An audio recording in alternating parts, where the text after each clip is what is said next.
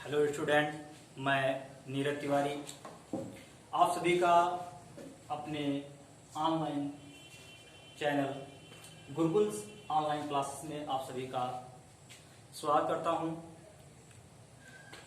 जैसा कि आप लोग जानते हैं कि लगातार आज हमारा तीसरा लेक्चर है जो क्लास 10th की केमिस्ट्री पढ़ा रहा हूं, जिसमें से आप लोगों को पहले 2 लेक्चर दिया गया है। जिसमें पहला लेक्चर था हमारा रासायनिक अपक्रिया के बारे में और दूसरे लेक्चर में हम लोग रासायनिक समीकरण के बारे में पढ़े थे। आज हमारा जो तीसरा लेक्चर है रासायनिक अपक्रियाओं के प्रकार के बारे में पढ़ेंगे कि रासायनिक अपक्रियाओं के कैसे कितने प्रकार होते हैं, टाइप ऑफ केमिकल रिएक्शन के बारे में पढ़ेंगे। तो जो ये रासायनिक अपक्रियाओं के प्रकार होती है, ये इसकी किसी विशेष परिस्थिति या विशेष गुणों के आधार पर इसको वर्गीकृत किया जाता है। तो सबसे पहले जो हमारी अपक्रिया है वो संयोजन अपक्रिया के बारे में पढ़ेंगे। संयोजन अपक्रिया, कॉम्बिनेशन रिएक्शन। कॉम्बिनेशन मतलब होता है या कॉम्बिनेशन का अर्थ होता है जोड़ना या जोड़ना। संयोजन भी मतलब होता है जोड़ना। तो जो हम अपनी डेफिनेशन क्लियर करेंगे, ये एक ही शब्द से पूरा डेफिनेशन क्लियर करते हैं। एक शब्द हमारा संयोजन है, जिसका हम अर्थ पहले ही जानते हैं। संयोजन मतलब होता है जोड़ना। तो जब 2 या 2 से अधिक पदार्थों को संयोग कराते हैं या संयोग करते हैं, तब हमको एकल उत्पाद प्राप्त करते हैं। तो जब ऐसा अपक्रिया होती है तो वो हमारी अपक्रिया संयोजन अपक्रिया कहलाती है। तो पदार्थ में हमारा क्या हो सकता है, तत्व हो सकता है या यौगिक हो सकता है, या किसी यौगिक को अपक्रिया कराएं तो हमारा एकल उत्पाद प्राप्त हो, या हम किसी 2 तत्व को लेकर हम अपक्रिया कराएं तब हमको एकल उत्पाद प्राप्त होगा। तो जो हमारी ऐसी अपक्रिया होगी वो संयोजन अपक्रिया कहलाएगी। अब हम उदाहरण देखते हैं कोयले का दहन। तो कोयले का जो प्रतीक होता है वो C होता है और ये हमारा ठोस अवस्था है, सॉलिड स्टेट में होता है। अब हम किसी चीज को जलाने के लिए हम लोग सर्वप्रथम जानते हैं कि जलाने की किसी चीज के लिए ऑक्सीजन की आवश्यकता होती है। तो इसको हम वायु की उपस्थिति में जलाते हैं। वायु हमारा क्या है, गैस। तो गैस लिखिए, तब यहां पर हमारा कार्बन डाइऑक्साइड गैस प्राप्त होता है। अब यहाँ पर अलग अलग 2 प्रकार के तत्व लिए गए हैं, लेकिन हमारा यहाँ पर एक उत्पाद प्राप्त हो रहा है। तो जो ऐसी अपक्रिया होगी वो हमारी संयोजन अपक्रिया कहलाएगी। दूसरा उदाहरण देखते हैं हम लोग। दूसरा उदाहरण देखते हैं कि जब H2 को हाइड्रोजन को ऑक्सीजन के साथ अपक्रिया कराते हैं, जब इन दोनों का हाइड्रोजन और ऑक्सीजन का कॉम्बिनेशन होता है तब हमको जल प्राप्त होता है। अब यहाँ पर देखिए जो हमारा ये समीकरण है, ये हमारा एक असंतुलित समीकरण है। तो समीकरण को संतुलित करने के लिए हम लोग पिछले लेक्चर में पढ़े थे कि समीकरणों को कैसे संतुलित किया जाता है। तो यहाँ पर देखिए हमारा ऑक्सीजन की कमी है, तो यहाँ पर 2 से गुणा करवा देंगे और इसको हम भी 2 से गुणा करवा देंगे। तो इस प्रकार हमारी संतुलित समीकरण प्राप्त हो जाएगी। तो ये इस प्रकार जो अपक्रिया होगी, ये हमारी सारी अपक्रियाएं संयोजन अपक्रिया होगी। और उदाहरण देख लेते हैं, जबकि क्या कर सकते हैं कि कार्बन मोनोऑक्साइड को क्लोरीन के साथ अपक्रिया कराते हैं।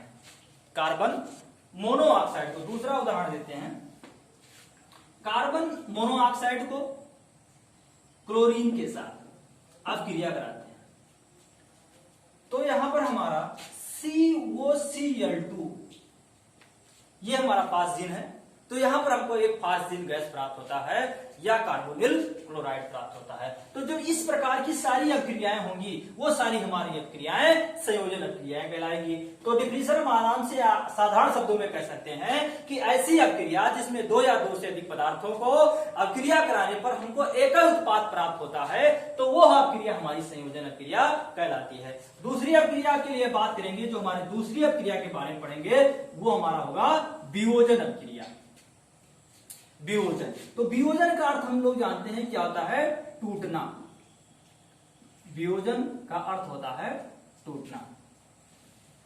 तो दूसरी अपक्रिया के बारे में पढ़ेंगे, जो हमारी अपक्रिया होगी वियोजन अपक्रिया होगी। अब वियोजन का अर्थ होता है कि टूटना। इसमें क्या होता है कि इस अपक्रिया में एकल अवकार टूटकर 2 या 2 से अधिक परमाणु को, इसमें कोई एकल उत्पाद होगा, वो उत्पाद टूटकर 2 भागों में विभक्त हो जाएगा, तो वो अपक्रिया हमारी वियोजन अपक्रिया कहलाएगी। जैसे कोई ये हमारा एक पदार्थ है, ये कोई हमारा एक पदार्थ है, इसको किसी विशेष स्थिति पर अपक्रिया कराएं तो ये हमारे दो भागों में जो टूट जाएगा, यहाँ पर बी और सी ये हमारे दो पदार्थ प्राप्त हो रहे हैं। एक हमारा उत्पाद होगा, मुख्य उत्पाद होगा, एक हमारा उप उत्पाद होगा। तो जो ऐसी कंडीशन होगी वो हमारी वियोजन अपक्रिया कहलाएगी या विघटन अपक्रिया कहलाएगी।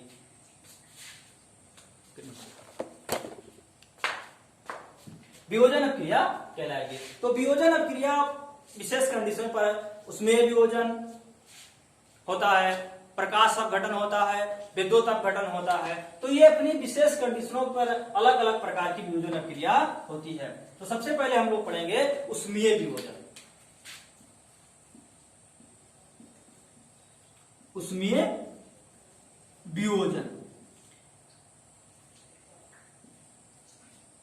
अब उष्मीय बात, इसमें बात जो की गई है उष्मा की, तो ये अब क्रिया होगी जब इसका डिकम्पोजन है, अर्थात ये किसी से अलग होंगे, तो इसमें विशेष किसकी आवश्यकता होगी? उष्मा की आवश्यकता होगी। जब किसी उष्मा के साथ इसको क्रिया कराया जाएगा उष्मा की उपस्थिति में या विशेषता पर, तो ये क्रिया हमारी टूटकर दो या दो से अधिक भागों में विभक्त हो जाएगी। उदाहरण देते हैं जब ferrous sulphate FeSO4 ferrous sulphate ये हमारा एकक उत्पाद है।